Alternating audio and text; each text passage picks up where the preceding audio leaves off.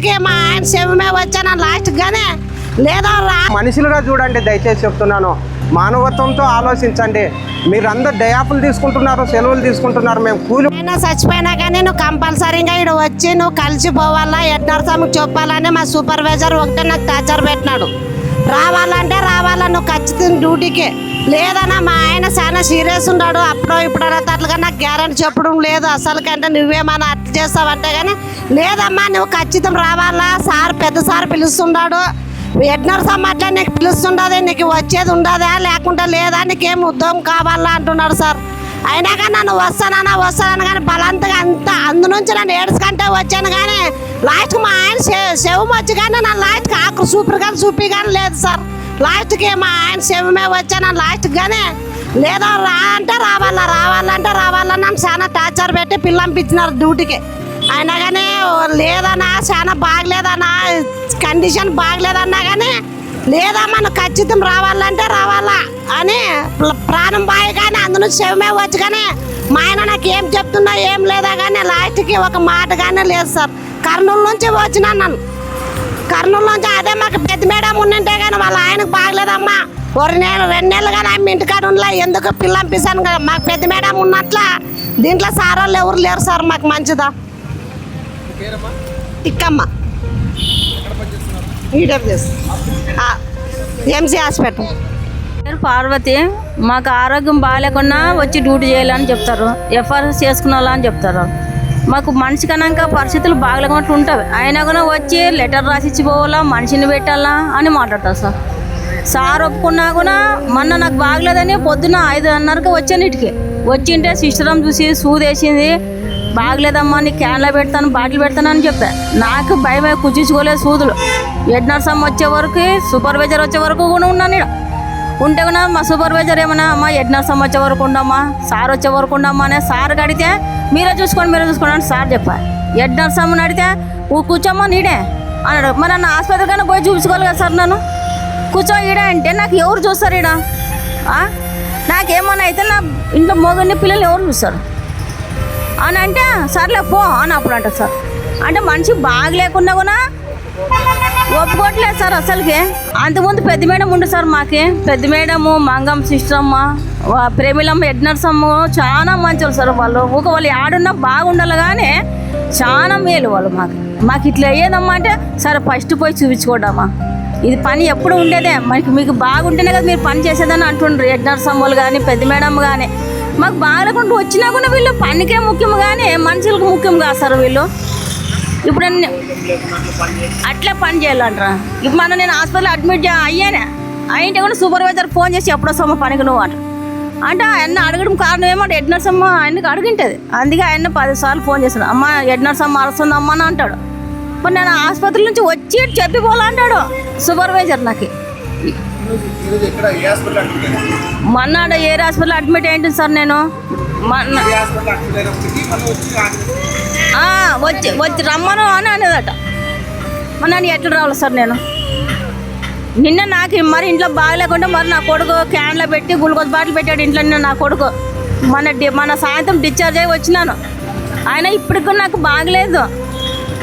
మా కొడుకు ఆడే ఉంటే ఎట్లమ్మా వేరే ఆసుపత్రికి పోయి చూపించుకుందాం మనము అని అన్నందుకు మనం డిశ్చార్జ్ చేసుకుని వచ్చాడు ఇంటికి. నిన్న మరి బాగలేకుండా ఉంటే మా కొడుకు చూసి బాటిల్ పెట్టి ఇంట్లోనా చేసినాడు. ఇదే పరిస్థితి ఇట్లా మాకు సెలవు అనేది ఉండాలి కదా సార్ అసలుకి.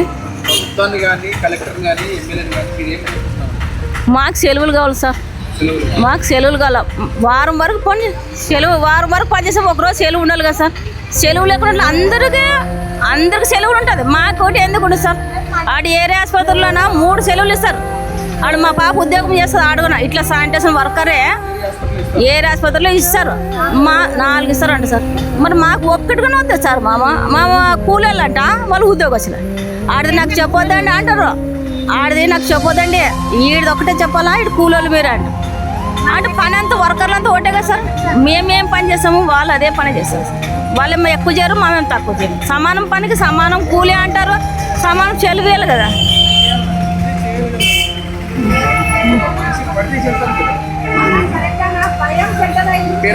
నా పేరు పార్వతి. నమస్తే సార్. MCh hospital Adoni. మేము పనిచేస్తున్నాం సార్ వర్కర్లుగా. అయితే సార్ గత 3 రోజుల క్రితము ఒక ఆమె చనిపోయింది ఇక్కడ. ఎందుకంటే ఇంతకుముందు అన్ని డయాఫ్లు ఇచ్చేవాళ్ళు, అన్ని హాస్పిటల్లో ఇప్పటి వరకు కూడా ఇస్తున్నారు. అయితే ఇక్కడ సిస్టర్ ఎడ్నర్సమ్మ జ్యోతి అమ్మ వచ్చినప్పటి నుంచి డయాఫ్లు కూడా కట్ చేయడం జరిగింది. అంతేగా సార్ మంచోడు, అన్ని విషయాల్లో మాకు సహకరిస్తాడు. ఎడ్నర్సమ్మ ప్రాముఖ్యంగా మేము వచ్చేంత వరకు ట్యాబ్లెట్కి వేసుకోకూడదు, టిఫిన్ చేయకూడదు అంటది.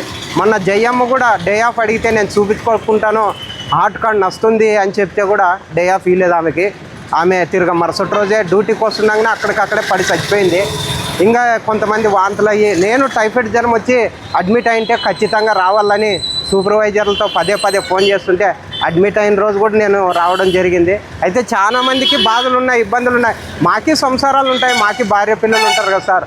మమ్మల్ని మనుషులుగా చూడండి, దయచేసి చెప్తున్నాను. మానవత్వంతో ఆలోచించండి. మీరందరూ డయాఫ్లు తీసుకుంటున్నారు, సెలవులు తీసుకుంటున్నారు. మేము కూలి వాళ్ళైనా ఒక రోజు తప్పిపోతుంటాం కదా సార్. మాకి ఏమన్నా పెళ్ళిళ్ళు ఉంటాయి, కార్యాలు ఉంటాయి. సెలవు అనేది ప్రతి మనిషికి హక్కు. వారంలో 6 రోజులు పనిచేసి 7వ రోజు విశ్రాంతి దినం అనేది ప్రతి ఒక్కరికి ఉంది. అయితే మమ్మల్ని కూడా మనుషులుగా చూడండి సార్ దయచేసి. మేడం ఎడ్నర్సమ్మ మేడం కూడా మమ్మల్ని మనుషులుగా చూడండి దయచేసి. ఇంత నీచంగా చూడొద్దండి దయచేసి. మమ్మల్ని కూడా ఆలోచించి 9 గంటలకే టిఫిన్ చేసేటట్లు చూడండి. 11 గంటల వరకు ట్యాబ్లెట్ వేసుకోవడానికి లేదు. బీపీ మనుషులు ఉన్నారు, షుగర్ మనుషులు ఉన్నారు. దయచేసి మా మీద దయ ఉంచండి అని ఎమ్మెల్యే సార్ గారికి కూడా, భారతసారథి సార్ గారికి కూడా కోరుకుంటున్నాము. దయచేసి అధికారులు మా వెంటనే స్పందించాలని కోరుకుంటున్నాం సార్. ప్రధానంగా ఇక్కడ మిమ్మల్ని ఇబ్బంది పెట్టేది ప్రధానంగా హెడ్ నర్సమ్మే సార్. కొంచెం హెడ్ నర్సమ్మ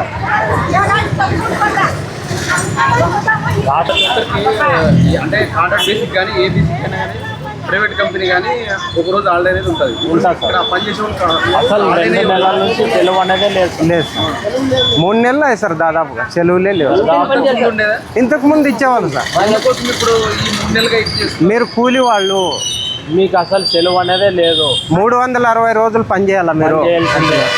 365 రోజులు ఎఫ్ఆర్ఎస్ చేయాల్సిందే అని ఆదేశాలు మంజూరు చేస్తారు. దయచేసి మరి ఈ ఆదేశాల నుంచి మమ్మల్ని విముక్తి కలిగించాలని. దాదాపు ఎన్ని సంవత్సరాల నుండి పనిచేస్తున్నారు?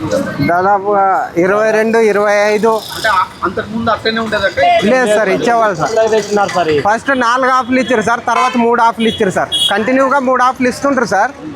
మధ్యలో వచ్చిందేమో ఎఫ్ఆర్ఎస్ వేసుకోపోవాలా డ్యూటీకి వచ్చి అని చెప్పినారు సార్. అట్లు కూడా ఓకే అని ఉంటాం సార్. కానీ వేరే ఊరికి పోతే ఎఫ్ఆర్ఎస్ ఎట్లా వస్తావు సార్? అట్లా వేరే ఊరికి పోయి ఎఫ్ఆర్ఎస్ వేసుకొని పోవాలన్నందుకు ఈ గోపాలన్న, సెక్యూరిటీ గోపాలన్నకి యాక్సిడెంట్ అయ్యి ఇబ్బంది పాలయ్యి, యాక్సిడెంట్ అయినా కూడా హాస్పిటల్లో ఉన్నా కూడా వచ్చి డ్యూటీకి రావాలా అని చెప్పినారు సార్ ఆ మనిషిని. ఇంకా ఈ జ్యోతి ఆమె అనే ఆమె మధు హాస్పిటల్లో ఉంది సార్. ఇప్పుడు ఆమెను కూడా ఎఫ్ఆర్ఎస్ వేసుకొని పోవాలంటున్నారు సార్. అంటే ఇప్పుడు అడ్మిట్ అయిందా? నిన్న వాంతులు ఎక్కువయ్యి, చక్కెర వచ్చి బీపీ ఎక్కువయ్యి పడిపోయింది సార్ మధు హాస్పిటల్. అడ్మిట్ అయినప్పటికీ మళ్ళీ వచ్చి హాజరు వేసుకోమని చెప్తున్నారు. అవును సార్. ఏం మేడం చెప్తున్నారు అట్లా?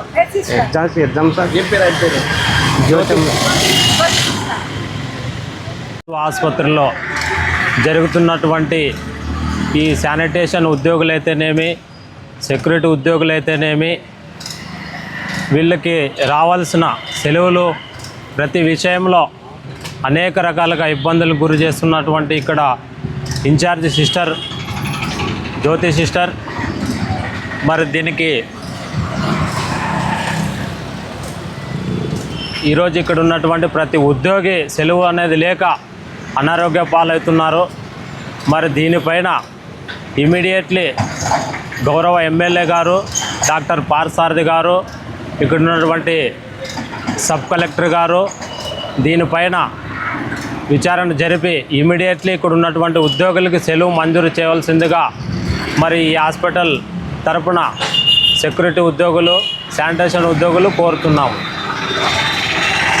మరి ముఖ్య ఉద్దేశం ఏమంటే ఇక్కడ మమ్మల్ని చాలా రకాలుగా ఇబ్బందులు గురి చేస్తున్నారు.